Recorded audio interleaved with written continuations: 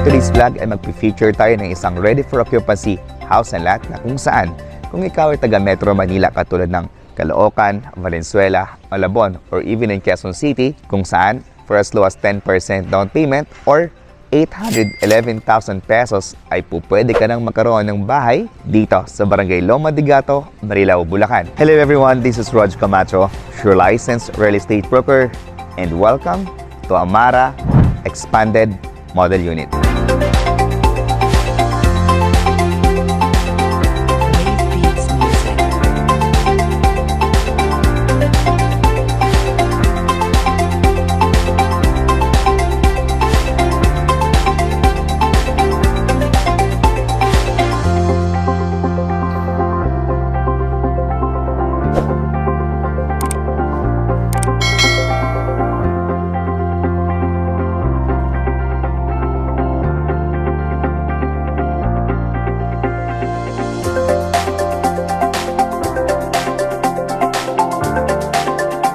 Sa ating Amara Expanded Model Unit, meron itong minimum lot area na 110 square meter.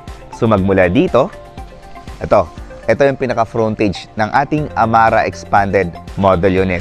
Otherwise, yung ready for occupancy natin na binibenta sa ngayon na 8.1 million pesos ay 126 square meter.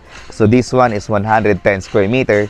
Yung binibenta natin ngayon ay more than 110, which is 126 square meters. So mas malaki pa kumpara dito sa ating model unit na Amara. So dito sa ating Amara model unit, feature na rin natin ito ng ilang beses, no? So meron tayong space dito sa front, which is pwede natin itong gamitin as our future expansion, or much better kung gawin natin itong landscape area. Then dito din sa gilid ay meron tayo ditong space para naman sa ating future expansion soon, the moment po na makalipat tayo dito sa bahay. Hanggang dito. So this house, I think, pwede ditong mag-accommodate ng up to 3 car garage. Kasi dito, sa side na to, ay meron tayo ditong space para sa ating parking lot. So it is a covered carport na kung saan ay kasyang-kasya dito yung ating mga sasakyan tulad ng pick-up, van, SUV, or sedan. Then, meron pa tayong space dito. Okay? So, ito namang space na to ay para naman ito sa inyong landscape area. Para nang sa ganon ay may green pa din yung bahay natin. Ang ipapakita namin sa inyo is ito yung kanilang dress-up model unit. So by the way, i-turn over naman ito sa inyo ng complete, no? May tiles, may paint and partition. So guys, ipapakita namin sa inyo kung gaano nga ba kaganda yung 8.1 million pesos nating bahay dito sa Barangay Loma de Gato, Marilao, Bulacan.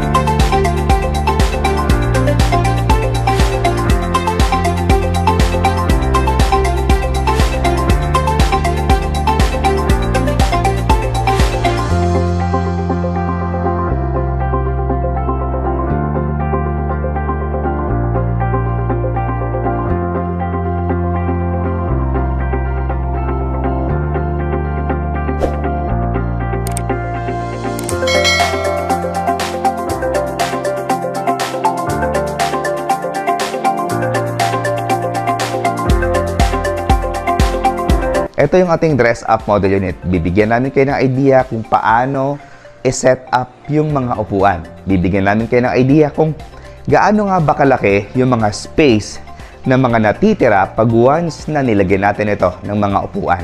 Like for example, on this side, ito yung ating living area. So naglagay sila ng 3-seaters na sofa. Tapos meron ditong accent table. So meron tayong center table. And on this side naman ay andito yung ating mga bintana. So we have window 1, 2, 3. Tapos dito naman sa side na to, ang ginawa ng developer ay meron tayo ditong 6-seaters na dining table. Then dito sa 6-seaters ng ating dining table, facing naman dito yung ating pintuan or sliding door, papunta naman ito sa ating service area. Then dito din sa side na to, yan, malaki pa yung space natin.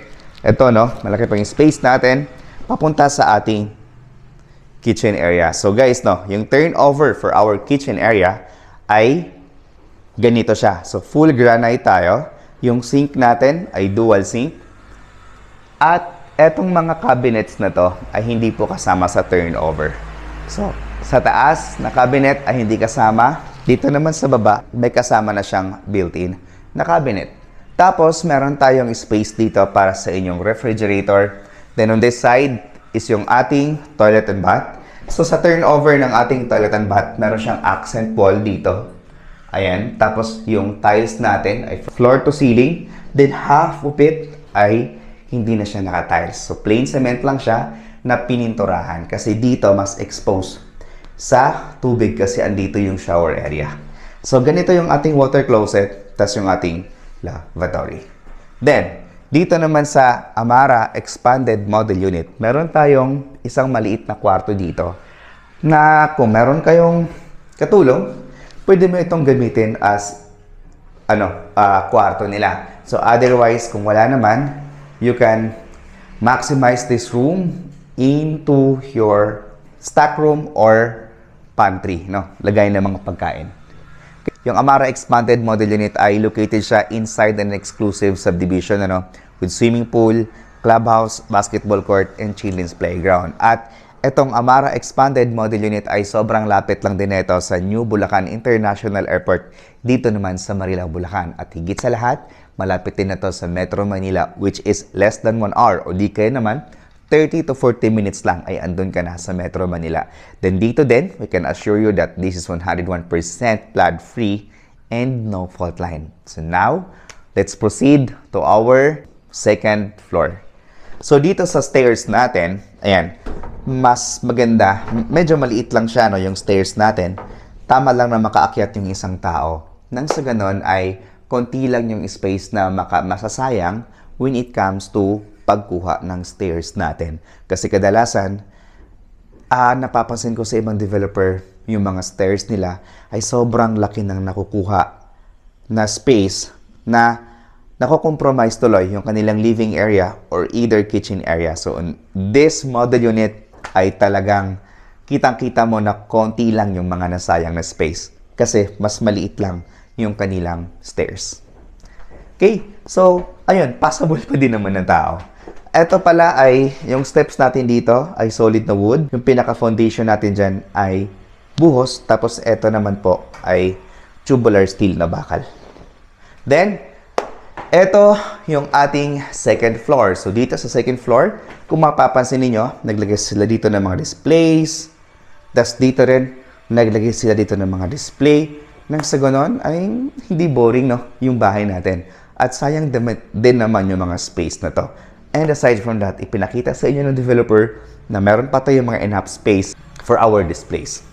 Okay, first is our common toilet and bath dito sa dalawang kwarto. Dito sa ating common toilet and bath, we have shower area. Meron tayong accent wall na floor to ceiling din yung tiles natin. Then, ito yung ating water closet. And of course, yung ating lavatory. So next is yung ating bedroom number 1. So dito sa ating bedroom number 1, I think this is for kids room, no?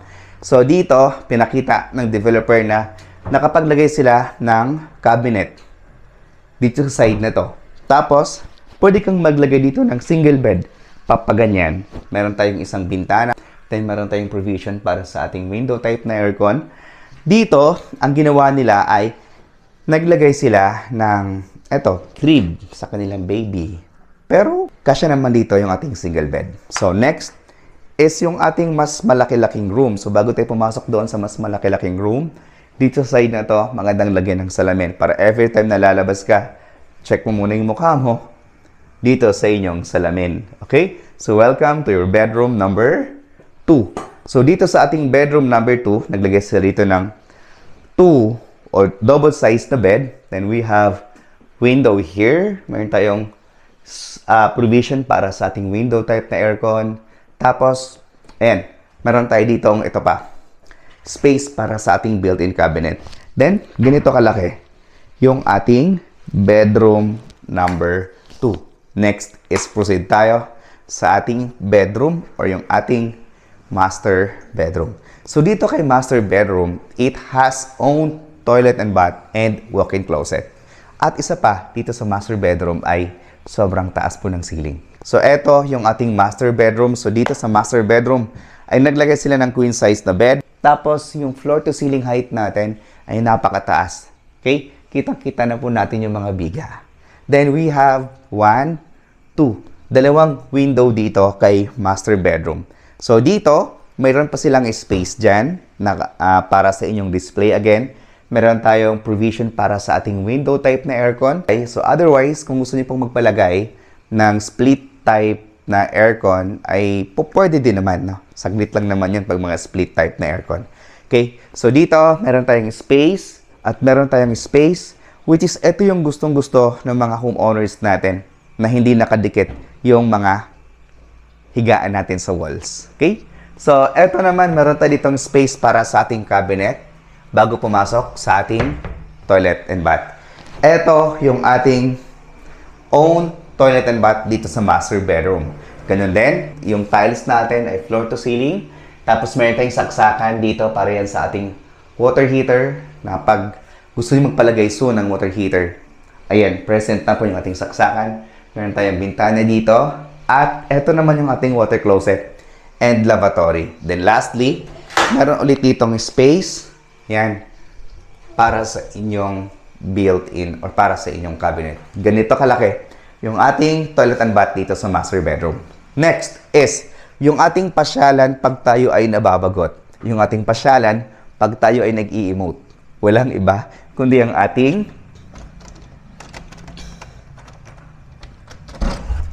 yan, balcony. Okay.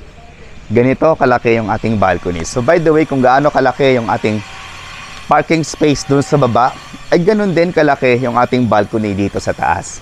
So, guys, no, for 8.1 million pesos, so you have your 3 bedrooms up to 4 bedrooms. Meron kang balcony, ganito kalaki. And of course, meron tayong attic doon sa meron tayong attic dito sa taas. So, itong attic natin ay ideal ito sa mga magulang natin na nag-work from home. So, kung meron kayong mga anak din na nag-study from home, yan, ganito. Meron dito, meron dito, meron dito. Or, pwede mo itong i-maximize as your additional kwarto na rin. Kasi sayang po yung mga space, no? Sobrang laki po. We have window 1, 2, 3, and 4.